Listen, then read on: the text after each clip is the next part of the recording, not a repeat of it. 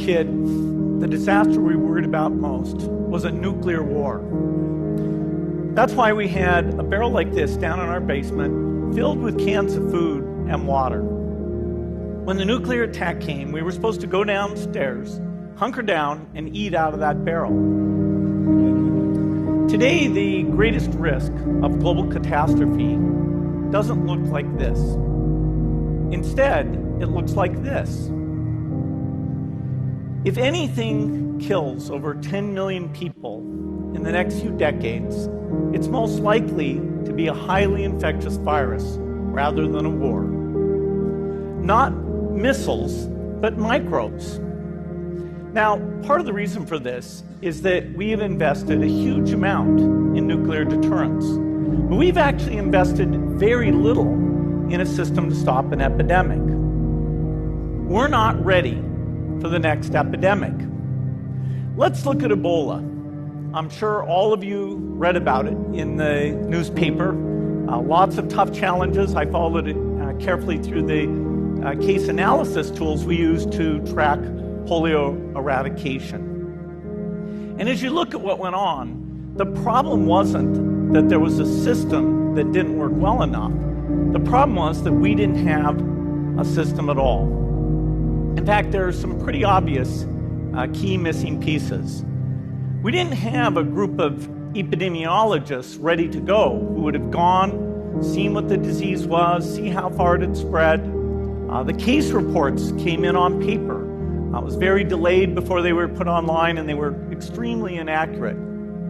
We didn't have a medical team ready to go. We didn't have a way of preparing people. Now, Médecins Sans Frontières did a great job orchestrating volunteers, but even so, we were far slower than we should have been getting the thousands of workers into these countries. And a large epidemic would require us to have hundreds of thousands of workers. There was no one there to look at treatment approaches, no one to look at the diagnostics, no one to figure out what tools should be used. As an example, we could have taken the blood of survivors, processed it, and put that plasma back in people to protect them. But that was never tried. So there was a lot that was missing, and these things are really a global failure. The WHO is funded to monitor epidemics, but not to do these things I talked about. Now in the movies, it's quite different. There's a group of handsome epidemiologists ready to go. They move in, they save the day, but that's just pure Hollywood.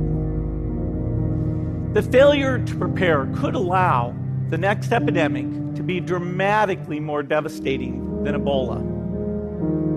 Let's look at the progression of Ebola over this year. About 10,000 people died, and nearly all were in the 3 West African countries. There's 3 reasons why it didn't spread more. The first is there was a lot of heroic work by the health workers. They found the people and they prevented more infections. The second is the nature of the virus. Ebola does not spread through the air. And by the time you're contagious, most people are so sick that they're bedridden. Third, it didn't get into many urban areas, and that was just luck. If it had gotten into a lot more urban areas, the case numbers would have been much larger. So next time, we might not be so lucky. You can have a virus where people feel well enough while they're infectious that they get on a plane or they go to a market.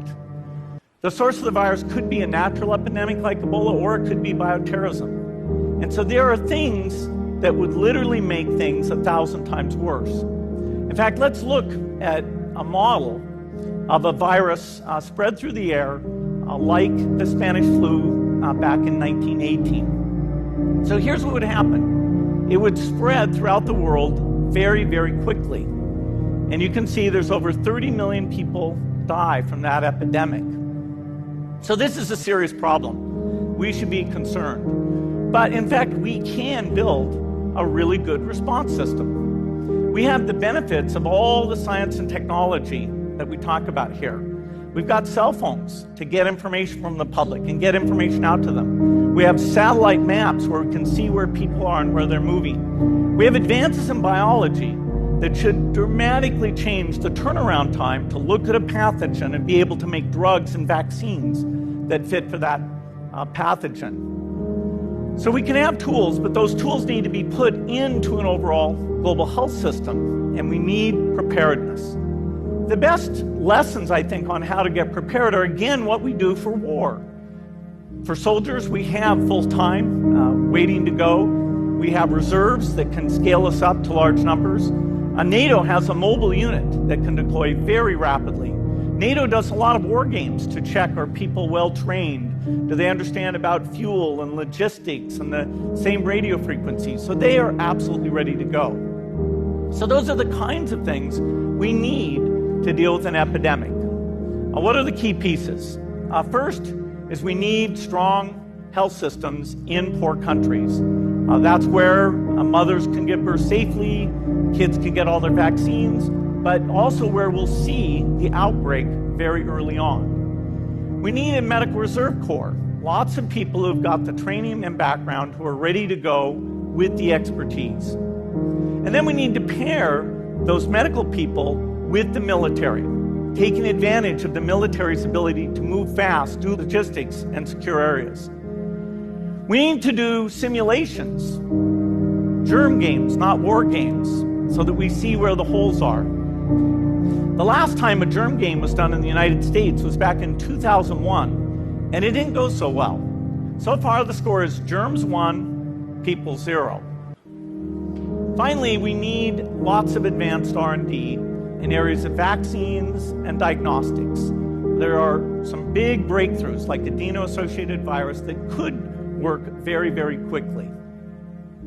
Now, I don't have an exact budget for what this would cost, but I'm quite sure it's very modest compared to the potential harm. The World Bank estimates that if we have a worldwide flu epidemic, global wealth will go down by over $3 trillion, and we'd have millions and millions of deaths. These investments offer significant benefits beyond just being ready for the epidemic. The primary health care, the R&D, those things would reduce global health equity and make the world more just as well as more safe. So I think this should absolutely be a priority.